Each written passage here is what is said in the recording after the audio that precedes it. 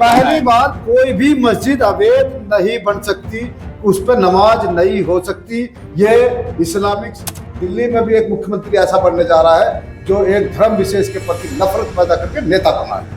इसी तरह उत्तर प्रदेश में भी आज के जो मुख्यमंत्री है वो भी एक धर्म विशेष में नफरत के तौर पर ही सहारनपुर की उस मस्जिद को अवैध बता दिया गया है जो कलेक्ट्रेट में स्थित है। लंबे समय से वहाँ पर इबादत हो रही है।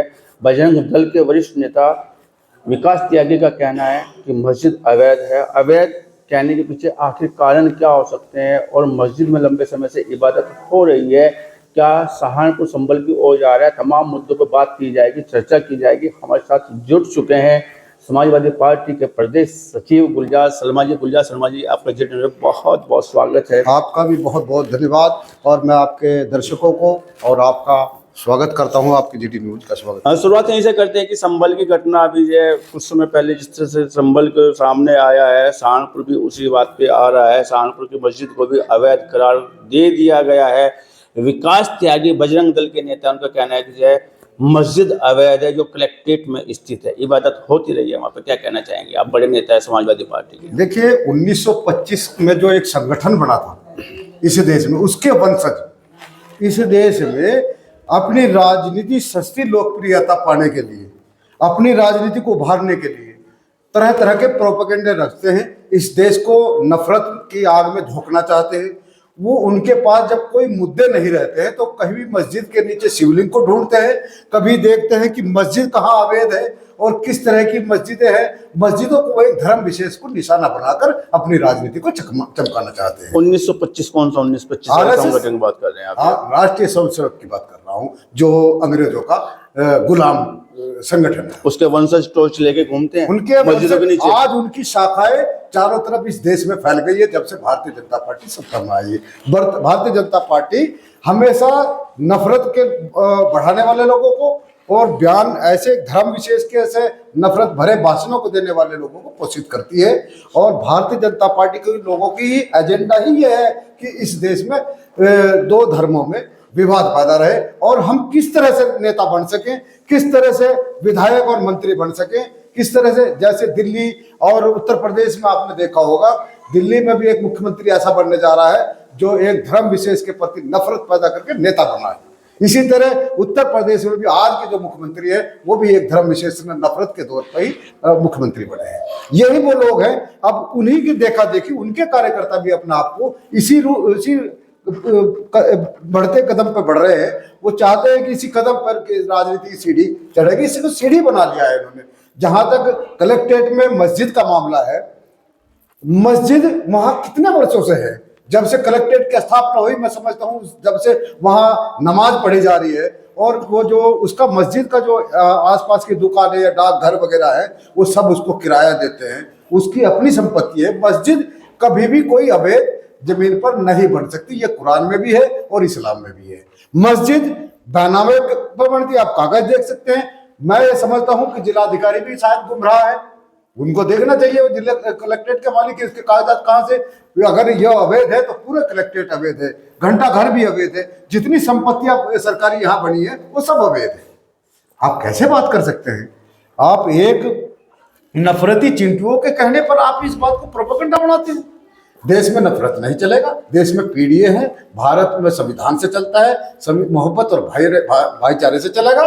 और ये जो लोग नफरत की आग में पैदा करके एक माहौल क्रिएट करके जबरदस्ती मशीनों में हेरा फेरी करके सत्ता प्राप्त कर रहे हैं, इनको 2027 में मुक्ति खानी पड़ेगी। और मैं समझता हूं केंद्र की सरकार बिहार के चुनाव के बाद गिरने जा रही है, तब ये नफरती चिंटुओं को सबक मिलेगा। सियासती बयान दे रहे हैं, बात हो रही है अवैध मस्जिद की। बात किया जाए जिन मस्जिदों की आप बात कर रहे हैं, अवशेष मिला ज्ञान व्यापी की तरफ से लेगा, आप संभल की तरफ से लेगा, तमाम मस्जिदों के पीछे जाए अवशेष मिले, आप कह रहे हैं कि तलाशे जा रहे हैं मस्जिद।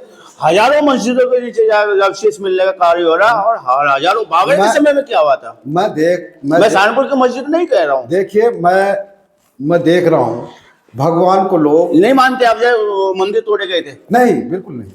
कुछ अपवाद है घटनाएं, कुछ में नहीं मानते क्या? कुछ घटनाएं अपवाद में ज्ञान वापिस बोल रही है, नहीं गलत बात। संभल बोल रही है, नहीं बिल्कुल नहीं, ऐसा नहीं है। मस्जिद कभी किसी मंदिर मैं सहारनपुर की मस्जिद की बात नहीं कर रहा हूँ, बात नहीं नहीं, ऐसा है। देखिए, मान सिंह बीरबल उनके साथ लड़ रहे थे और खान नहीं, ये तो प्रेस पर ताना बाना हिंदुस्तान का ऐसा कुछ नहीं, हमेशा रहा है। उस जमाने में ऐसा नहीं हुआ। बात हम सहारनपुर की मस्जिद की करते हैं, सहारनपुर की मस्जिद को अवैध बताने कारण पहली बात, कोई भी मस्जिद अवैध नहीं बन सकती, उस पर नमाज नहीं हो सकती।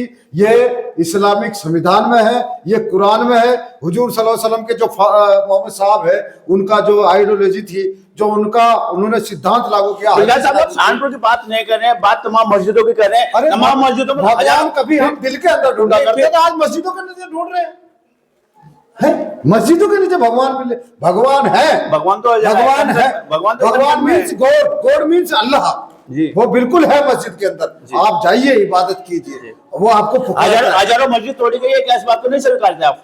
मस्जिद तो तोड़ी जा रही है, हजारों मस्जिद तोड़ी गई है कलांतर में, पहले की हम बात करते हैं, क्या इस बात को नहीं मानते आप? नहीं, हजारों मंदिर तोड़े गए हैं। नहीं तोड़े गए, कोई मंदिर नहीं तोड़ा गया। यहाँ तक कि जिसे अभी बाबरी मस्जिद को एक वहां के जो सुप्रीम कोर्ट के जज, जिनको इच्छा थी कि मैं राज्यसभा में जाऊं, जिनको इच्छा थी कि मैं राजनीति करूं, उन्होंने एक फैसला दिया और उन्होंने माना भी है, जो जज रिटायर हुए हैं, कि वाकई ये फैसला। आप ये बताइए, आपको मैं दोषी भी ठहरा रहा हूं। अब किसी गांव में लूट करता था डकैत, चोर, चौधरी, फैसला जब अदालत थाने में गया तो थानेदार ने यह फैसला किया कि वाकई इसने बदमाशी तो की है, चौधरी ने आपके घर उजाड़े, आपके घर में झोपड़ी में आग लगाई है, लेकिन ये झोपड़ी इसे ही सौंप दी जाए। ये फैसला बाबरी मस्जिद का, मतलब फैसला भी आपका है, चोर भी आपका, हित भी आपका हो रहा है, यहाँ पे न्याय भी आपको, न्याय भी नहीं चाहिए। हम क्या करें, ये न्याय नहीं आप कहना चाह रहे हैं। फिर भी हम बड़ा आक्षेप लगा रहे हैं सुप्रीम कोर्ट पे, सुप्रीम कोर्ट पे बड़ा आक्षेप लगा रहे हैं बाबरी मस्जिद को लेकर जो फैसला दिया गया, अब तो बड़ा आक्षेप आप लगा रहे हैं। हालांकि बात लंबी हो गई है, आप देखिए, मैं नहीं लगा रहा हूँ, आप फैसला पढ़ लीजिए। आप फैसले में क्या लिखते हैं सुप्रीम कोर्ट के जज? गलत फैसला आता है। फैसले में लिखते हैं कि मंदिर तोड़कर मस्जिद नहीं बनाई गई, ये फैसले में लिखा, मैं नहीं कह रहा हूं, सुप्रीम कोर्ट कह रहा है। मंदिर तोड़कर मस्जिद नहीं बनाई गई और वो वहां कोई भी अवशेष नहीं पाया गया, लेकिन फिर भी इसको हिंदुओं को हम सौंपते हैं। मैं मुस्लिम, जितने भी मुस्लिम, बात गुलजार साहब जी सहारनपुर की मस्जिद की हो रही है, आप घूम रहे हैं बाबरी मस्जिद को लेकर, तोड़ने वाले बात अवैध मस्जिद सहारनपुर की कहा गया, उसकी बात कीजिएगा। सहारनपुर की मस्जिद अवैध, कलेक्टेड मस्जिद को अवैध करार क्यों दिया गया? देखिए, किसी के कहने से कुछ नहीं होता, ये सिर्फ अपनी विकास त्यागी जी कह रहे हैं कि मस्जिद में कमरे दिए जा रहे हैं, उनको पता नहीं किसको दिए जा रहे हैं। ये विकास त्यागी जैसे लोग जब एक नेपथ्य में चले जाते हैं, कोने में अंधेरे में रहते हैं, इनकी राजनीति नहीं चमकती, तो राजनीति चमकाने के लिए विवादित मुद्दे उठाते जरूरी हो गया कि जो सियासत में धर्म धार्मिक बयान देके जाए, 1925 में बने हुए संगठन और आज की सत्ताधारी पार्टी, इनके सभी नेता केवल शॉर्टकट अपनाते हैं। एक धर्म विशेष के नफरत भरे भाषण दो और राजनीति में ऊंचे पायदान पर जाओ। ये देश में विकास नहीं चाहते। इनसे जब हम रोजगार की बात करते हैं, ये बात करते हैं हिंदू मुसलमान की। हम जब इनसे बात करते हैं किसान की, ये बात करते हैं कब्रिस्तान की। हम जब इनसे बात करते हैं महिलाओं के सम्मान की, ये किसकी बात करते हैं?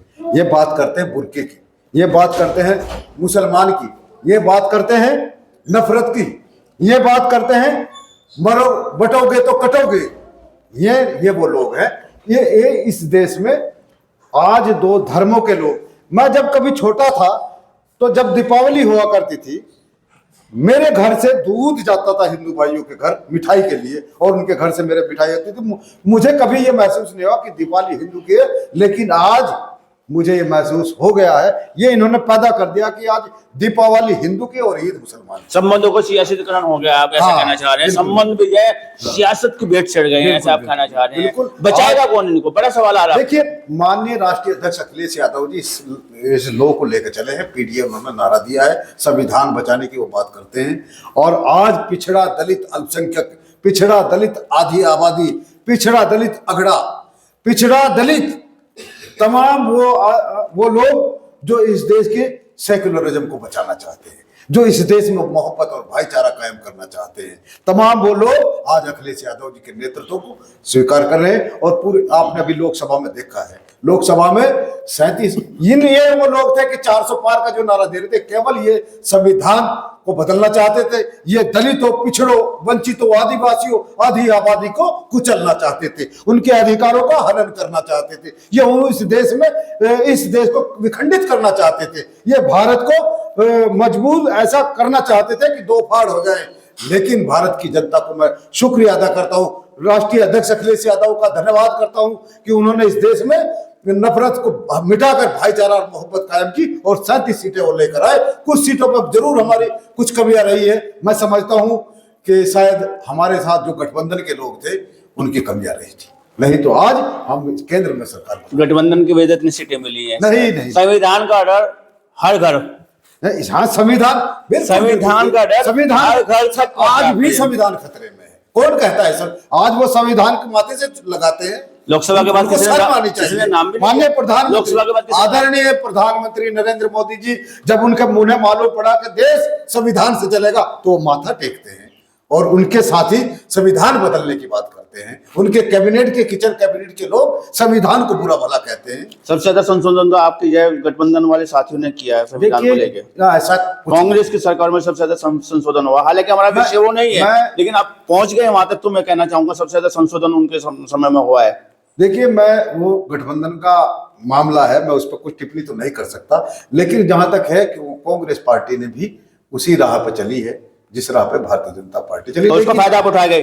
नहीं, आज राहुल बाबा ने संविधान का डर दिखाया, फायदा नहीं। राहुल गांधी की कांग्रेस और पिछली कांग्रेस में बहुत अंतर है, इसलिए पीडीओ को वो पसंद करते हैं, पीडीओ को आगे बढ़ाने की बात करते हैं, तो इसलिए हमारा गठबंधन। मालिकाना हक के लिए जांच की मांग की गई है विकास त्यागी के माध्यम से। ये कह रहे हैं कि मस्जिद की मालिकाना हक और उन लोगों की जांच होनी चाहिए जो वहां पे कमरे पे रह रहे हैं। डाक का पैसा जो आ रहा है गेट अंदर की तरफ है, तो आखिर क्या कहना चाहेंगे उस जांच को लेकर जो मालिकाना हक के लिए? बहुत सारे अस्पतालों में, बहुत सारे कलेक्ट्रेट कचहरियों में, बहुत सारे दीवानी कचहरियों में मंदिर बने हैं। मैं भी मांग करता हूँ कि उनकी भी आप जांच कीजिएगा, वो कैसे, कहाँ बने, क्यों बने। उन्होंने अवैध बोला कि आप अवैध बोलना चाह रहे हैं? मैं सड़कों पर देख रहा हूँ। आप अवैध बोलना चाह रहे हैं? आप उन मंदिरों का अवैध बोलना चाह रहे हैं? मैं उन्होंने तो अवैध बोला है। भारतीय जनता पार्टी की तरह समाजवादी पार्टी ऐसी राजनीति नहीं करते, हर धर्म का सम्मान करते हैं। आप तो मांग कर रहे हैं ना? नहीं, मांग नहीं करते। अगर वो बात इस तरह की करते, तमाम सब जो बने हैं उन सबकी भी तो मांग। मावी अली साहब का बयान आया है कि मावी अली साहब का बयान आया, आपकी पार्टी के बड़े नेता है और जयपुर विधायक रहे हैं, बहुत बड़े नेता माने जाते हैं, देवन के बहुत बड़े नेता है। उनका बयान आया है कि पूरा कलेक्ट्रेट ही हमारा है, हमारे से मतलब क्या वक्फ की संपत्ति उन्होंने घोषित करे। देखिए, हाँ, ये मैं उनका समर्थन करता हूँ। किस बात के लिए? वक्फ बोर्ड की संपत्ति है जो कलेक्ट्रेट बना है, कलेक्ट्रेट बोर्ड में बना है। बहुत सारी यहाँ संपत्तियां हैं जो वक्फ बोर्ड की संपत्ति। वो तो मस्जिद क्या, वो जमीन हमारी है। हमारी का मतलब है हमारे बुजुर्गों ने उसको वक्फ किया है, जो फालतू जमीन थी। हम ये मकान है, ये मकान मेरा बाप, अगर मैं उसको वक्फ को दे देता हूँ कि मेरे पास संपत्ति अधिक है, इस संपत्ति को वक्फ किया जाए। लेकिन इसमें जो दर्द है, जो वक्फ की क्या वो असली मुसलमान उसका लाभ नहीं मिला। नहीं, लाभ किस चीज का लेना चाहते थे आप? लाभ इसलिए, अब आप देखिए, जमा मस्जिद में बहुत सारी दुकानें हैं, दुनिया भर का किराया इकट्ठा होता है, वो जाता कहाँ? उन मौलानाओं के, फर्जी मुल्लाओं के, जिनके बड़े बड़े पेट बने हैं, वो उनके पेट में जा रहा, गरीब को। इसलिए तो वह बिल आ रहा है। नहीं, वो बिल, इसलिए तो वह बिल आ रहा है, इसका विरोध कर रहे हैं, इसका विरोध कर रहे हैं। नहीं, बिल आता है, ईमानदारी दिखाए ना। नहीं, ईमानदारी से आ रहा है, उसमें सिर्फ डिजिटल,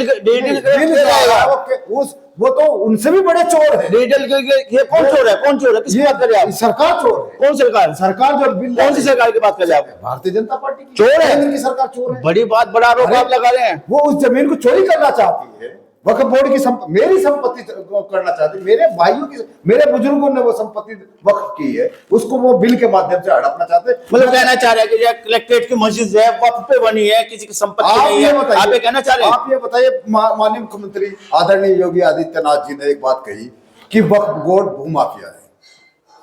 आदरणीय बता रहे हैं और दूसरे शब्दों में नवाज रहे हैं आप। मेरे मुख्यमंत्री हैं, नहीं आदरणीय बता वो रहे मेरे हैं, मुख में दूसरे शब्दों में नवाज रहे हैं। वो मेरे जब करते हैं आप तो वो बड़े, मेरे प्रदेश के आप तो बड़े नेता है भाई, नहीं, वो मेरे प्रदेश के कुछ भी बोलेंगे। नहीं, मेरे प्रदेश के मुख्यमंत्री हैं, मैं उनका सम्मान करता हूँ। उनके मेरे प्रदेश के मुख्यमंत्री है, मेरे प्रदेश के मुख्यमंत्री कहते हैं कि ये वक्फ बोर्ड भू माफिया है, तो आप भू माफिया हैं।